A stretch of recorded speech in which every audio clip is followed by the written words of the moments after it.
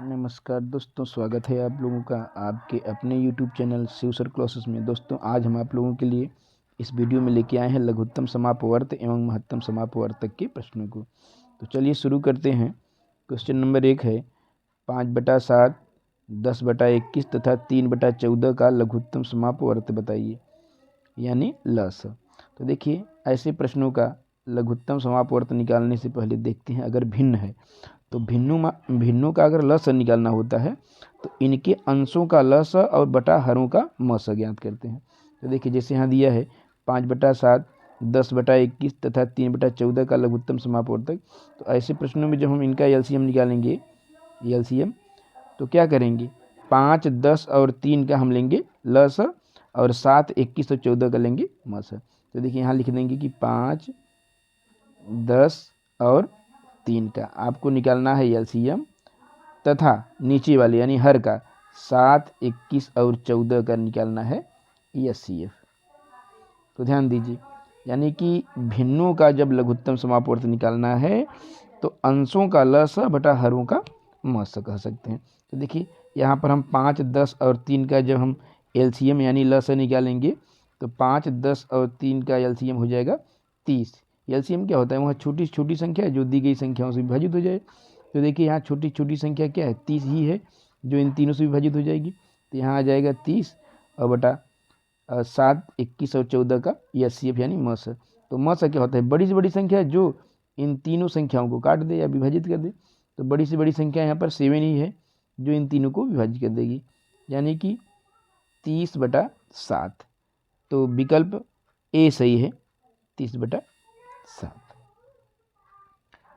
अगला क्वेश्चन है, दो संख्याओं का लघुत्तम समापवर्त एवं महत्तम समापवर्तक क्रमशः 300 और 25 है। यदि एक संख्या 50 है तो दूसरी संख्या क्या होगी। तो देखिए, ऐसे प्रश्नों में जब आपको लस और मस दिया रहे तथा एक संख्या ज्ञात हो और दूसरी संख्या पूछे, तो इसका फार्मूला है कि पहली संख्या गुणे दूसरी संख्या बराबर एलसीएम यानी लस गुणे एचसीएफ यानी मस। तो देखिए यहाँ पहली संख्या दिया है 50 गुणे दूसरी संख्या को आप मान लीजिए x है, और यहाँ एलसीएम दिया है 300 और एचसीएफ दिया है 25। अब यहाँ क्या करेंगे, यहाँ हम कैंसिल करेंगे। तो देखिए यहाँ पर अगर कैंसिल करेंगे तो x बराबर हो जाएगा 300 गुणे 25 में हम 50 का भाग दे देंगे। देखिए यहाँ क्या करेंगे, 25 एक कम 25, 25 दूनी 50 हो जाएगा। अब 300 के 2 से काटेंगे तो 150 आ जाएगा, यानी 150 आ जाएगा, यानी विकल्प बी सही है, 150। अगला क्वेश्चन देखिए, यदि दो संख्याएं 3 संबंधी 5 के अनुपात में हैं तथा उनका मस 12 है तो उनका लस ज्ञात कीजिए। देखिए दो संख्याएं हैं, एक संख्या ए है, मान लीजिए ए दूसरी संख्या है। तो चलिए ए 3 संबंधी 5 के अनुपात में है और इनका मस 12 है। मस का मतलब क्या, वहाँ बड़ी से बड़ी संख्या जो दी गई संख्याओं से विभाजित कर दे। लेकिन जब आपको अनुपात में प्रश्न दिया रहे तो उसमें आप यहाँ लगा दीजिए 3x पहली संख्या हो जाएगी और ये 5x दूसरी संख्या हो जाएगी। अब बताइए इसमें कौन सी संख्या है जो कामन है। मस का मतलब होता है कामन, यानी दोनों में जो रहे। तो x दोनों में है, यानी मस बराबर हमारा 12 है, यानी कि मस 12 है। अब जरा हमें आप बताइए कि लघुत्तम समापवर्त निकालना है। और देखिए जैसे 3x और 5x का मस 12 हो गया और 3x और 5x का लस हो जाएगा 5, 3 यानी 5 गुणे 3 गुणे x हो जाएगा, क्योंकि 3x और 5x का जब एलसीएम निकालेंगे 5 गुणे 3 गुणे x यानी 15x आ जाएगा। अब बताइए एलसीएम हमारा 15x है और x बराबर 12 आ गया, तो 15x में x का मान रख दीजिए। तो 15 गुणे अगर आप 12 रख देंगे तो 12 पंजे 60, 12 एकम 12 6 18 यानी 180 हो जाएगा। तो उनका एलसीएम हो जाएगा 180, यानी विकल्प डी सही है। अगला क्वेश्चन है, वह छोटी से छोटी संख्या कौन है जो 12, 15, 20 से भाग देने पर पूरी तरह कट जाए। जब भी देखिए छोटी से छोटी संख्या पूछे और कहे दी गई संख्याओं से पूरी तरह कट जाए, तो जो दी गई संख्या है उसका हम एलसीएम निकाल लेंगे। तो जो एलसीएम आएगा वो दी गई संख्या से पूरी तरह विभाजित हो जाएगा, कट जाएगा। देखिए यहाँ हम 15, 12 और 20 का हम एलसीएम निकाल लेंगे। तो इसका एलसीएम हो जाएगा 15, 12, 20 का एलसीएम हो जाएगा। एलसीएम होता क्या है कि छोटी छोटी संख्या जो दी गई संख्या से पूरी तरह विभाजित हो जाए। तो 15, 12 और 20 के एलसीएम क्या है, छोटी छोटी संख्या इसमें से कौन सी है। देखिए छोटी छोटी संख्या 60 है। अगर हम 60 में 15 का भाग देंगे तब भी कट जाएगा, 12 से देंगे तब भी कट जाएगा, 20 से देंगे तब भी कट जाएगी। यानी कि वह छोटी छोटी संख्या 60 है जो 15, 12 एवं 20 से पूरी तरह विभाजित हो जाएगी, यानी विकल्प सी सही है। अगला क्वेश्चन देखिए, वह छोटी छोटी संख्या क्या है जिसे 15, 25 एवं 30 से भाग देने पर प्रत्येक दशा में 3 से बचे। अच्छा, अब ये बताइए हमें, हम अगर दी गई संख्याओं का लसा निकालते हैं, यानी कि एलसीएम निकालते हैं, तो दी गई संख्याओं से एलसीएम पूरी तरह विभाजित हो जाती है। लेकिन यहाँ पर क्या कहा, यहाँ पर 3 शेष बचे। तो सबसे पहले हम क्या करेंगे, सबसे पहले यहाँ हम 15, 25 एवं 30 का एलसीएम निकाल लेंगे। तो इनका एलसीएम आ जाएगा 300, क्योंकि 300 एक ऐसी संख्या है जो 15, 25 एवं 30 से विभाजित हो जाएगी और छोटी सी छोटी संख्या है, इनसे विभाजित होने वाली छोटी सी छोटी संख्या है। अब जरा बताइए, यहाँ पर क्या कहा है कि इनसे भाग देने पर प्रत्येक दशा में 3 बचना चाहिए। तो अगर हम इसमें 3 जोड़ देंगे तो जब भी भाग देंगे तो 3 बच जाएगा, क्योंकि 300 में जब 15 का भाग देंगे तो पूरी तरह विभाजित हो जाएगी। लेकिन जब इसमें 3 जोड़ेंगे तो वहीं 3 जो जोड़े हैं वहीं बच जाएगा, यानी आंसर हमारा आ जाएगा 303। तो वहाँ छोटी छोटी संख्या है 303, जिसमें 15, 25 एवं 30 से भाग देने पर प्रत्येक दशा में 3 शेषफल बचेगा। अगला क्वेश्चन है, वह छोटी छोटी संख्या क्या है जिसमें यदि 3 जोड़, देखिए इसमें 3 जोड़ दें तो योगफल 36, 45 और 50 से पूरी तरह विभाजित हो जाएगी। देखिए यहाँ कहा कि वह छोटी छोटी संख्या बताना है आपको जिसमें अगर हम 3 जोड़ें तब वह विभाजित हो। तो सबसे पहले हम क्या करेंगे, इन संख्याओं का एलसीएम निकाल देंगे। जो एलसीएम आएगा वो तो दी गई संख्या से पूरी तरह विभाजित हो जाएगी। लेकिन इस कंडीशन में क्या कहा है, 3 जोड़ने के लिए कहा है, तो आप उसमें से 3 घटा देंगे, क्योंकि 3 घटाने पर ही वो जो संख्या है वो इन दी गई संख्याओं से पूरी तरह विभाजित होगी। तो चलिए यहाँ हम क्या करेंगे, 36, 45 और 50 का एलसीएम निकालेंगे। मान के चलिए अगर हमें एलसीएम निकालना है तो हम एलसीएम कैसे निकालेंगे, सबसे पहले हम 2 से काटते हैं तो हो जाएगा 18, यहाँ 45 नहीं कटेगा, यहाँ 50 हो जाएगा 25। अब फिर 2 से काट रहे हैं, 2 9 18, यहाँ 45 आ जाएगा और यहाँ आ जाएगा 25। अब हम क्या करें, यहाँ से 9 से काट दे रहे हैं तो 9 1 कम 9, 9 5 45 हो जाएगा और यहाँ 25 बच जाएगा। अब 2 बार 5 चला जाएगा, एक बार 5 जाएगा तो 5 1 कम 5 हो जाएगा, फिर एक बार 5 ले जाएंगे तो इस 5 से कट जाएगा। तो यहाँ हो जाएगा 2 दूनी 4 पंजे 20 पंजे 100 और 100 9 900, यानी कि 900 वह जो संख्या है वह 36 और 45, 50 से पूरी तरह विभाजित हो जाएगी। लेकिन इसमें क्या कंडीशन है कि 3 जोड़ने पर, तो इसमें से आप 3 घटा दीजिए तो 897 आएगा। अब 897 एक ऐसी संख्या होगी जिसमें अगर 3 जोड़ेंगे तो वह 900 हो जाएगी और 900 36, 45 और 50 से पूरी तरह विभाजित हो जाएगी, यानी विकल्प हमारा सही है बी 870।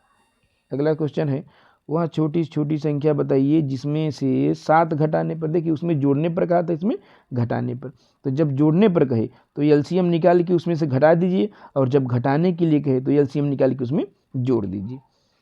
तो चलिए यहाँ एलसीएम निकालेंगे हम, तो यहाँ एलसीएम हो जाएगा 20, 28, 35 और 105 का एलसीएम निकालना होगा। चलिए इसका एलसीएम निकालते हैं। देखिए यहाँ पर हम क्या करते हैं, 5 से पहले काटते हैं। अभाज्य संख्या चाहे 2 से काटी चाहे 5 से काटी, जो सरल लगे उससे काटी। तो 5 चौक 20, 28 को उतार लेंगे, 5 सत्ते 35 हो जाएगा और 21 हो जाएगा। अब हम क्या करेंगे, 7 से काट रहे हैं, देखिए 4 हो जाएगा, 7 चौक 28 हो जाएगा, 7 1 कम 7, 7 3 21।